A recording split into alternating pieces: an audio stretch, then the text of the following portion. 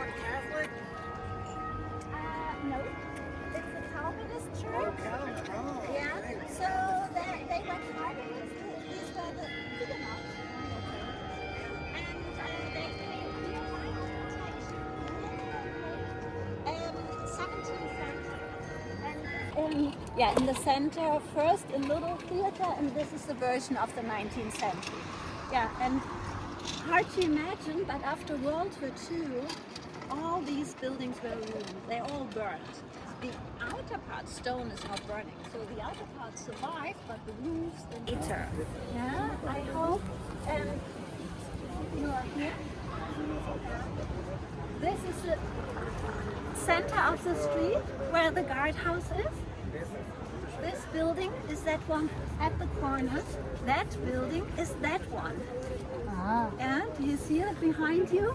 Oh. The building with the scaffolding? Yeah, Yeah, that's the building up there. that's the building. And so you see plenty of new buildings here around us down the street. You see how empty this area used to be. Yeah. There was a huge border crossing on the eastern side. Because just on the eastern side, they were so anxious that people would escape. Yeah. So they checked very, very precisely all vehicles. They were looking with mirrors underneath. They were checking the trunk. They were even checking if the tank got shrinked. They were looking with mirrors inside, and maybe by that you get space to smuggle out a person, yeah, in a car. So they became really, really creative when it came to fleeing stories from the Eastern German side. So to explain you a bit better, the reason why Berlin and Germany got separated, we go a bit back in time. So yeah, just let me know if it's too detailed or if you are for sure a little bit of different historic background. But now we jump into times after World War II. Yeah, after World War II, Germany was shrinked in territory. Actually, we lost all the territory in the east. Because Stalin said he wanted to keep his parts of Poland, and we should not forget, people tend to forget that first Stalin and Hitler were cooperating. We had the Hitler-Stalin Pact, and then Hitler changed his mind, attacked the Soviet Union. So first actually Stalin and Hitler had divided among them Poland and made it vanish from the map. And so Stalin said, no, the territory of Poland I conquered, I would like to keep. So, okay, then give the Polish people territory from Germany and move Poland on the map westwards. Yeah? The Polish people said, no, we don't want that, but it didn't help. Yeah? And so Germany shrank, and the territory that was left got then divided up into occupation zones. Americans, British and Soviet first, because they were the real anti-Hitler coalition. The French were later taken into the boat, because France was partly occupied by German army, partly was a German-controlled government, the Vichy government, and so they had to be liberated first till they were able to fight against the Nazis. And yeah, we had two conferences during the war, and then one after the war, so Tehran, Yalta, and then the famous Potsdam Conference in summer 1945, where they were talking about the future of yes, of post-war Germany. And so in the end, they could not figure out too many things where they had the same ideas for post-war Germany. And so they decided as well plenty of things could be done in your occupation zone like you wish it for. And so after World War II, Americans and British soon started to cooperate in economic ways. The B zone, buy zone was started. They took the French into the boat as well. The Tri zone was started, and then the Soviets the conflict with the Soviets became bigger and bigger. And in the end, they had a conflict about Berlin. So the white dot that we have here actually is Berlin. Ah. Just imagine we zoom Yeah, in and then yeah. when we shrink it and put it here, it would be here. And you see that Berlin had been divided as well. But here they did not call it occupation zone, they called it sector. Yeah? Sector. The Soviet sector, French, British, American sector. Okay. And so here, these three cooperating conflict with the Soviets became bigger and bigger. And imagine this was like an island in the Soviet occupation zone. Planes fly over and drop supplies and stuff. Yeah, but this happened later. Yeah, much later. This happened during the Berlin blockade because Americans and British decided, okay, to stop inflation and to revitalize the economy in post-war Germany, we need a new currency. And they said, let's have a new currency. And the Soviets said, no, we do not agree. And then the Western Allied forces said, okay, but we think it's necessary for the economic development. We will have this project. And they said, okay, but then it will not be valid in our territory. And Americans, British and French said it might not be valid in your occupation zone, but it will be valid in Berlin. And they said, well, not directly, let's see how you get there. But they said, oh, we have technical problems from one day to the next, and you cannot get to West Berlin on land, on boat. And the only way was then to fly in. So, and now, Berlin blockade, 1948, 3 years after World War II. And now, three options for Western Allied forces: either giving up West Berlin or breaking through with the army, with arms, with military power, and having the risk starting a world war, or, like you said it, supplying Berlin by air. And they did that. And it was a failure at the beginning. Yeah. But they were flying in. Why could they fly in? Because they had guaranteed air corridors to Berlin. On land, they had trusted Stalin. How stupid. Yeah. So on land, they had no treaties about corridors on land to get to Berlin, but air corridors, yes. And so they started to fly in groceries and coal as well for running the power plants. Yeah. And they had food for 1 month left, coal for 2 months. And the British had calculated it through.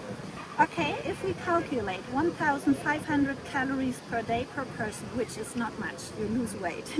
And everyone was slim after World War II. Yeah. So they said, if we just calculate that and coal that we need for running the power plant, then we need round about 4,000 tons of goods daily in town. At the beginning, they were flying in only 400. Oh. So they said, this won't work. And they asked an expert to come here. It was Mr. William Tanner. He had organized the big hump over the Himalaya to support China against the fight of Japan.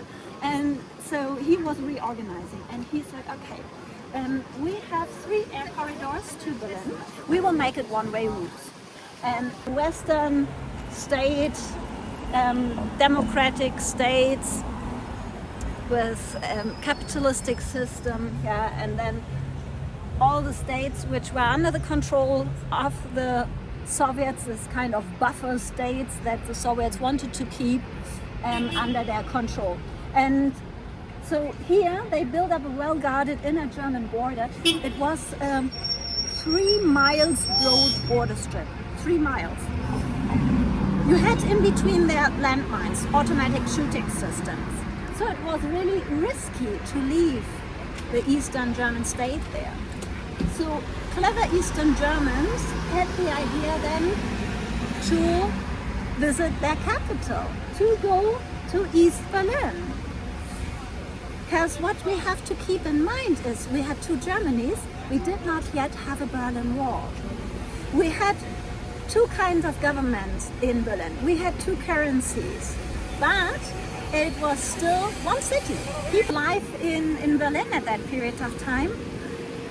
And so plenty of Eastern Germans decided, let's go to East Berlin and have officially a day visit to West Berlin, and then never returned.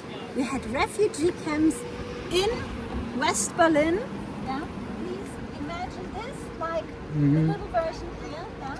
So from all over the Eastern German state, you could come to your capital, to this side, and then have a day visit to that side. And not returning. And we had refugee camps here, but these people got stuck then here on an island, yeah? And they had to be flown out because when they crossed the territory of the Eastern German state, they would have immediately arrested them. If you left the Eastern German state without permission, you ended up in prison. Yeah? So this was the last chance from 1952 for an easy fleeing situation during Eastern German times, and they had so high fleeing numbers that they had to stop that. The Eastern German state started with 19 million inhabitants, round about 3 million left. Wow. And so this was almost 15% of the population, and they had to stop that. And they did that then by building up the Berlin Wall, surrounding whole West Berlin, completely around that city with a Berlin Wall. Yeah. So this part of Berlin, shrink it and put it here. So completely surrounded by the Berlin Wall. 155 kilometers. This is around about 92 miles. Berlin Wall. So even people living in the Soviet zone couldn't get into Berlin unless they crossed the wall. Only to East Berlin then. Yeah. Yeah, because East Berlin was their capital, but not to West Berlin anymore. Yeah. So, and the West Berliners, when they wanted to leave West Berlin, they had to go through a border crossing, and then we had transit routes connecting West Berlin with the Western German states. Yeah. So here you see it very well. Yeah. Okay. Again, pointed out. Yeah, Berlin, and you had then transit routes to Hamburg, to Hanover, and to Bavaria. And this was a way to leave Berlin at that period of time. Yeah? And so checkpoints were installed, and in total we had then 14 checkpoints around West Berlin, and this was one of them, checkpoint 5. So today it's kind of a bit of Disneyland because it's no longer the original. Let's go there.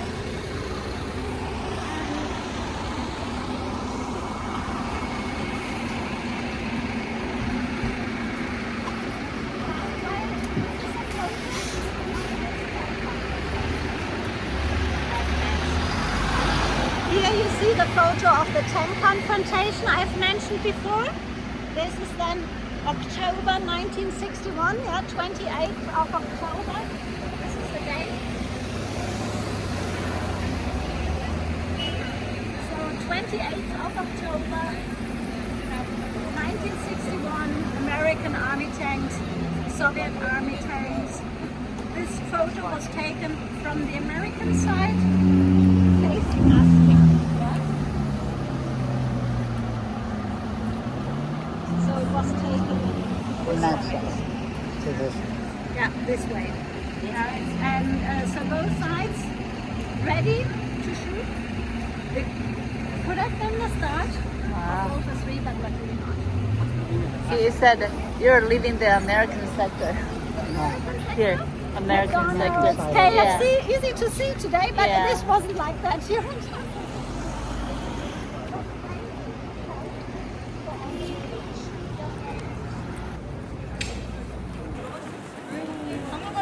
Museum. Yeah. And this is the rebuilt version because, just the photos, people did not really get the message. So, it's Checkpoint Charlie.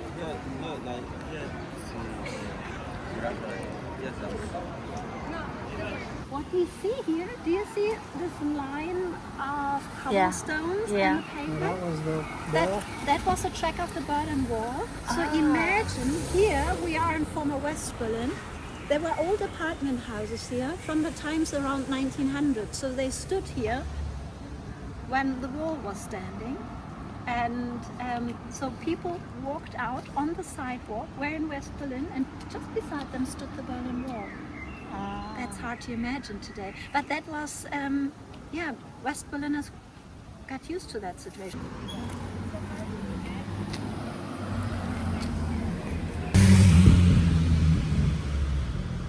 West Berlin, East Berlin Yeah. would have been harmless. Yeah? So the tourists coming to town would say, it's not that high, it doesn't look that bad. Yeah? So there was a constant change and a constant development in it. Yeah? And so here we have remains of the Berlin Wall, but you see, a bit demolished. Because when the wall came down, 1990, then souvenir hunters came to Berlin, picking out pieces of it to take a piece of the Berlin Wall home. They were nicknamed wall packers, not woodpeckers, wall packers, and they were picking out pieces here. And this is why it looks pretty demolished, and this is why it's protected today. Because otherwise, if this process would have kept on, it would be gone Right. today. Yeah. So that's a section of the Berlin Wall in town that's still in its original position. So over there, this building is from, actually from times of the Nazi period. It was built as a Reichsair ministry, and it stood there in East Berlin during times of separation, and it was the House of Ministries. And from top of the roof of that building, a family managed to flee over the border strip by a self-made zip line. Oh. They- Well, that's what I was thinking over there with that. Just throw a zip line across and boom.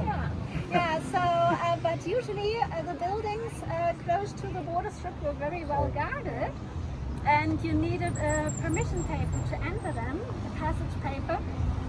And so here in this case, it was a family, mom, dad, and a 10-year-old son. And the dad, he was working here in that building, so he knew how this permission paper looked like, and he faked it for his whole family. And they went in during daytime, hiding at a washroom, putting a sign out of sight, out of order, and then at night time sneaking on top of the roof of that building. And they had helpers for sure on the western side. Yeah. It were family members, their Yeah. brothers. The brother of Mrs. Holzapfel, and the family name was Holzapfel, and Mr. Holzapfel had his brother on the western side, and Mrs. Holzapfel as well. And they were here, and they threw an orange painted hammer over the border strip, attached a nylon string. Then their family attached a steel rope to the nylon string, which was pulled back on top of the roof of the building, fixed there, and then one after the other Slide down. sliding, along that road to the western part. And actually they were, just by luck, they managed to escape, because next day a Soviet post was on top of that building. And he went to his colleagues from the Eastern German border troops, and he informed them and said, "Oh, congratulations, you managed to smuggle in a spy to West Berlin." And they asked for a bit more details, and were like, which spy? What are you talking about? And they said, no, this was a family fleeing, so next time you see that, stop that or inform us immediately. But this was not a spy. So we have here a second wall, and this is a bit confusing for tourists. Do you see the brick wall down here? These are the cellar walls of a building that stood here. And this building that stood here was then misused during the Nazi period as a headquarter of the secret state police, of the Gestapo. So the political police persecuting political enemies during the Nazi period, during the times of Hitler. And the Gestapo had its headquarter in Berlin, right here. At the Gestapo headquarter, they had like a house prison, which was really, really tiny, and they were torturing people here, and trying to find any political enemy and eliminate them, yeah, and for sure persecuting Jews as well. Sorry. And so here we have remains of that building. After World War II, we had ruins here. This building survived. Was that the Luftwaffe was there or no? It was the Reichsair Ministry, but it was a ministry, so it was not the headquarters of the German army. Yeah? Okay. But still, it was, when it got finished in the 1930s, it was the biggest office building in town. And during the air raid, they left this building for two reasons. As a marker, because I will show you a photo how this area looked like after the war. Yeah? So this was all ruins right here. All ruins around. Do you see that? So with all the courtyards Yeah. and the smaller buildings. So this building survived, and you see around it, it's almost just ruins. It was all destroyed. Yeah? And so we are, I pointed out to you, see as well, do you see all these dots here? Yeah. Yeah, bullet holes from World War II. Here for sure they replaced the stones, Yeah, but that's down some there. of the stones you see it pretty well, they look like Swiss cheese. That's like 45. Yeah, so this building stood in West Berlin, while that building stood in East Berlin. Hard to imagine today. That's a Berlin flag. Maybe you have noticed we have passed some bears already. Mm-hmm. The bear is a coat of arms, our heraldic symbol here in town. Yeah? This is why you meet him everywhere. Berlin was divided among the Allied forces by its boroughs. For sure, the big city of Berlin is divided up in smaller territory, in so-called boroughs, and they took these boroughs then and said, okay, this is American, this is British, this is French sector, this is Soviet sector. And these boroughs, they had developed before. Berlin, like you experience it today, was created in 1920. For sure, Berlin existed before, was much, much smaller, but the cities around Berlin growing pretty well and much in the times of industrialization, 19th century. So 1920, they integrated into Berlin 59 villages and 7 cities. And the borders between villages and cities became borders of the boroughs. So you can see the wall here, bell curves. And this is why it was not like straight lines. Okay, it got had it. developed through Right. centuries. Yeah. So here the wall Oh, the was wall turning curved. here. Yeah. So it was going, not in straight lines through town. It wasn't very wild zigzag course. Like they took the condition in the Soviet army before they from the Western Allied forces, because this was already a provocation, building up this wall. And so they wanted to assure, okay, don't take territory of the West when building up the wall. And this is why they precisely tried to figure out where ends West Berlin, where starts East Berlin, before they did really the separation. We're on the east side now. Right now we're still on the eastern side, actually East on the side. former border strip. And you see it's a modern building here, but there was as well an older building. And this was then on the border strip, so not easy accessible. Okay.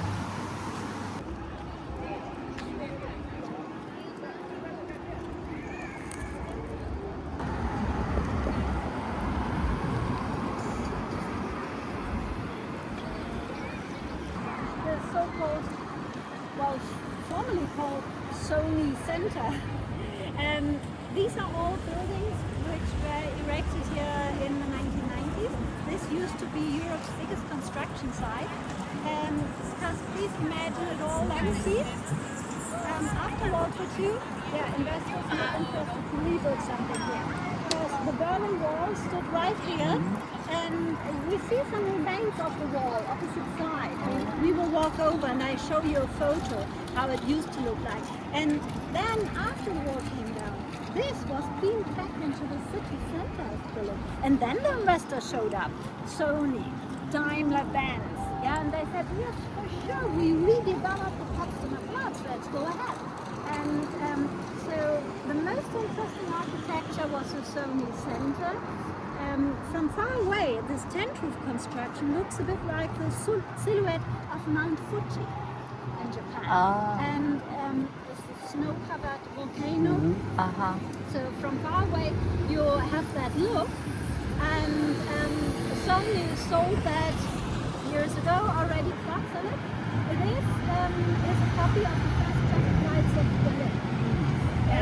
So up there in this glass part above the clock, there was then the space for a policeman, and usually it was a man was switching traffic lights by hand. It was not automatic. And for sure these traffic lights were not here on the sidewalk, they were in the center of the street. Because this was one of the busiest intersections in the world at that period of time. So it's hard to imagine, but so this was a very vibrant, very vivid part of town in the 1920s, 1930s. And so we had lots of nightlife here, we had office space, and there was lots of traffic as well on the streets. We have underground lines running here as well. And in the 1930s, they built then a tunnel for public transport underneath, and the Nazis thought, okay, no need for traffic lights anymore. They took it down. So we see another thing where the Nazis were wrong, misunderstood modern lifestyle. And we have lots of traffic lights these days in town. And this is a copy that was given to us when they rebuilt the Potsdamer Platz by the company which once built it, which was Siemens. That's pretty strange. But they took it away, built the new design, and then built it up again. So wait a minute, it came from over there? It came Here, this line. and then it was turning. We came from the street over there. Yeah. So it went down there, and then there it was turning again. So There you go. this was a look of the wall then here in town. Border watchtowers. At night time, the border strip was lighted up like daylight.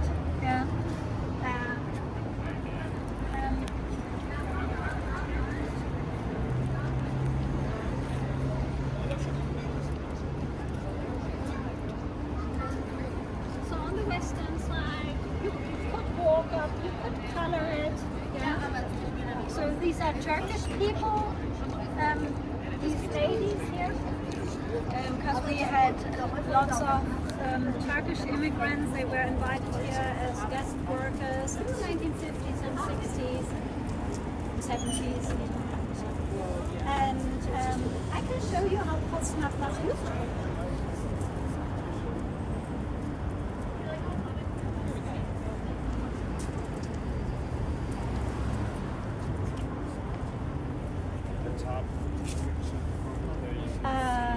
This is old with a border strip, and this is today. And we are here actually. We were walking from here to here. Opposite side where the Spy Museum is. This is this square. The Spy Museum would be here in this corner. So I'm not sure if you noticed when we walked past. This is like an octagon. The shape, and you can see the octagon here. If you look a bit precisely, you can still hardly see it. There is kind of here and there an octagonal shape, because all the buildings, the rooms were taken down to give way for the border strip. And you see how huge it was at that time. Here, this spot, this was a huge border strip. because underneath tunnel for public transport, and they were anxious that Eastern Germans would manage to have access to these tunnels and escape to the west. So they had an XXL, extra large border strip here in this area. This is where we had been. You remember? Yeah. We had the exhibition. I told you Yeah. this building was long time ruined, and then they refurbished it east, west. We were walking here along.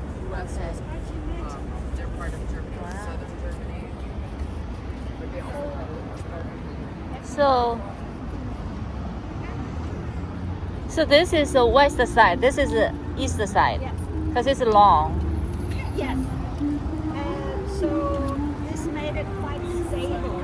It's not in Spain and in France, Italy. They are often very well known for the red wine. And we have been walking down here. Hard to imagine. So I'm not quite sure. We came from around the corner, East Berlin.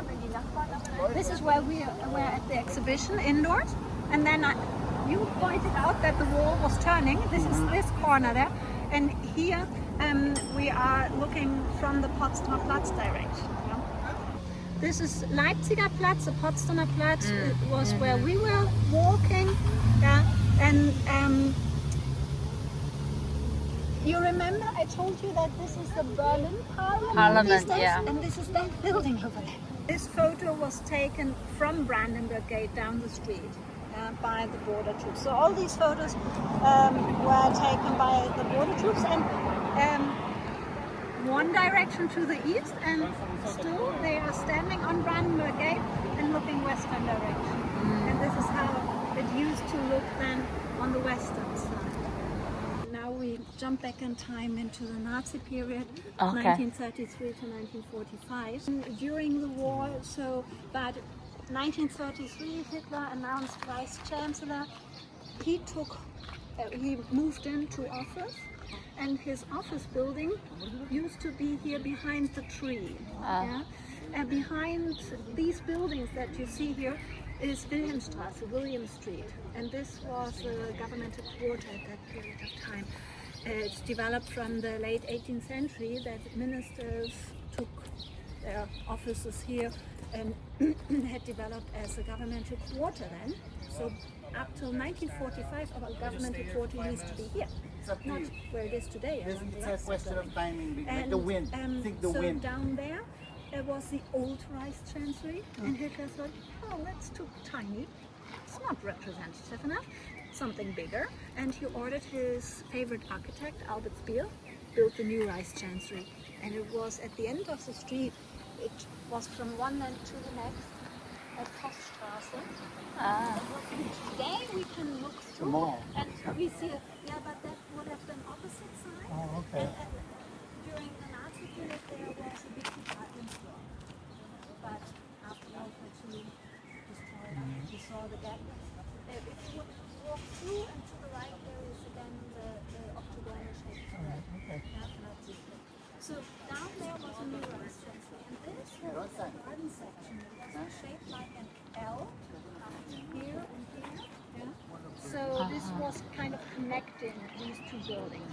And in this garden, they built a bunker, an air raid shelter. Immediately, more or less immediately, when Hitler came to office, they started to build a bunker.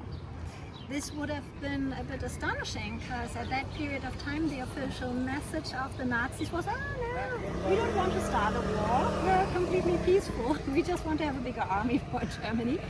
And so it would have been quite interesting. Why do you build then a bunker in your garden? So he did it secretly. They built a venue in the garden and secretly underneath started to build a bunker. And then during the war, the bunker got extended, and I show you how it looked like. This is how the bunker used to look like. This part is the first part of the bunker that they built. It was hidden underneath a venue. So they first built that and then added that part. And we are standing roughly here, okay, above the garden exit. And we are looking that way if we look down there. Okay? And so you see the first bunker had walls round about my height. This was more than twice me.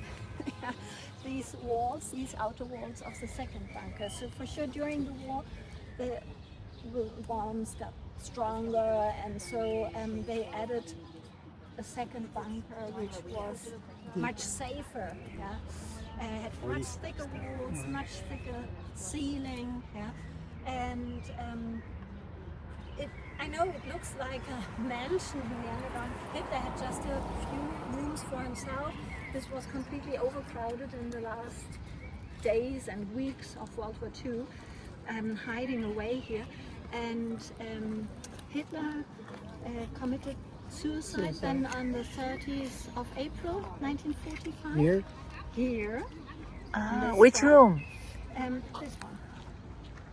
So it would have been, more or less. Army started to take over the city. The Battle of Berlin started outside of Berlin at the Seelow Height, because German army, the Wehrmacht, had much less soldiers than the Soviet army attacking, and so they were looking for a spot where they could better defend, and they were looking for the Seelow Heights, which were hills outside of Berlin. Yeah, so it did not start at the city limits, and bit by bit, the Soviet army was closing the ring around Berlin and starting to invade town. It was really fighting for each building, for each street. Yeah, it was so, street by street, yeah, building so, by building. Building by building, Yeah. And so it took them a while to take over Berlin, and more than 2 weeks. Actually, end of World War II here in town was 3rd of May 1945. And this was the end of World War II in Berlin.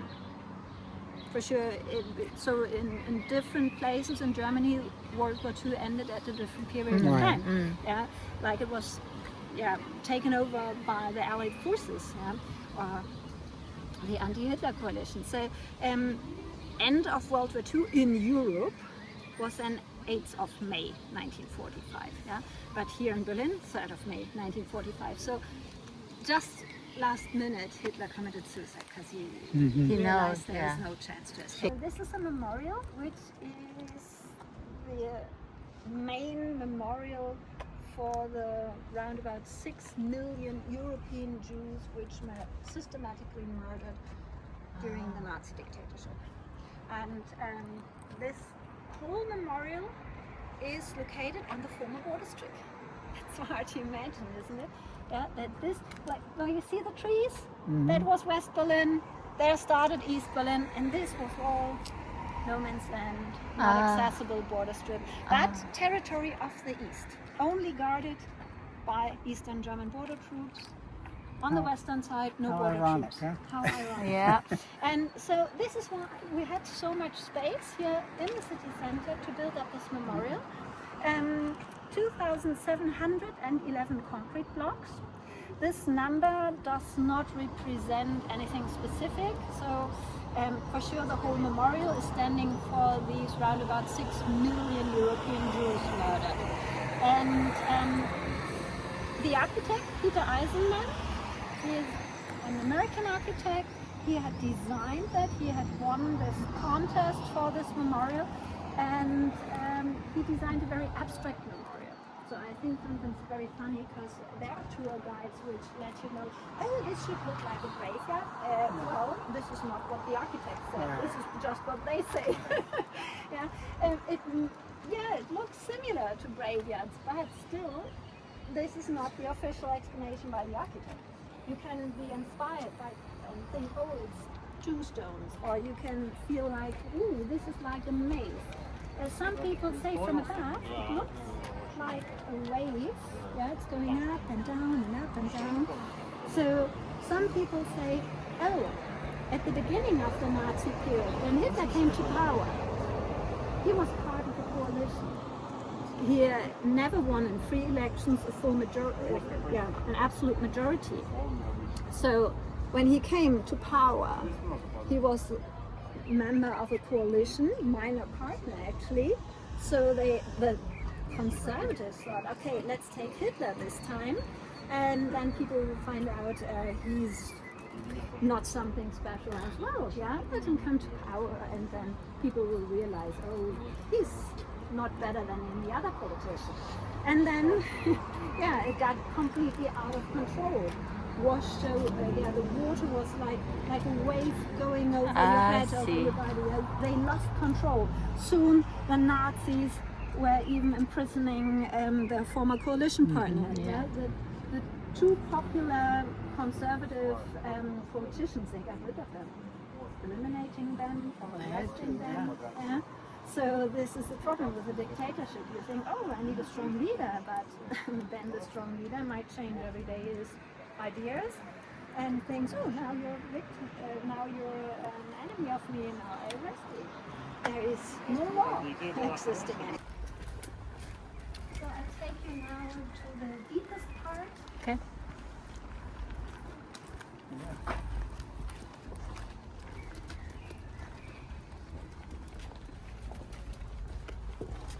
Get taller, they get bigger.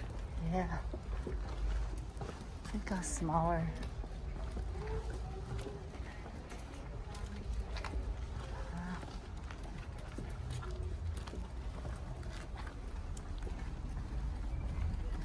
So now we have the highest blocks here around us. And we can walk through it here. Oh, this way. Ah. So getting out, you really need.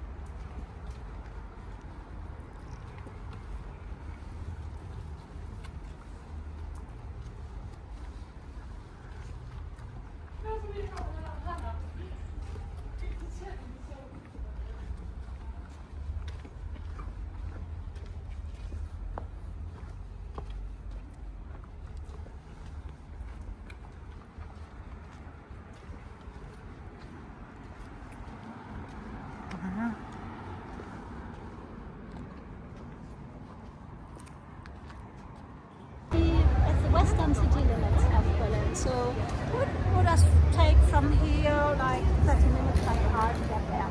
Yeah. So and this was east-west axis. They were widening that street, that existing street, and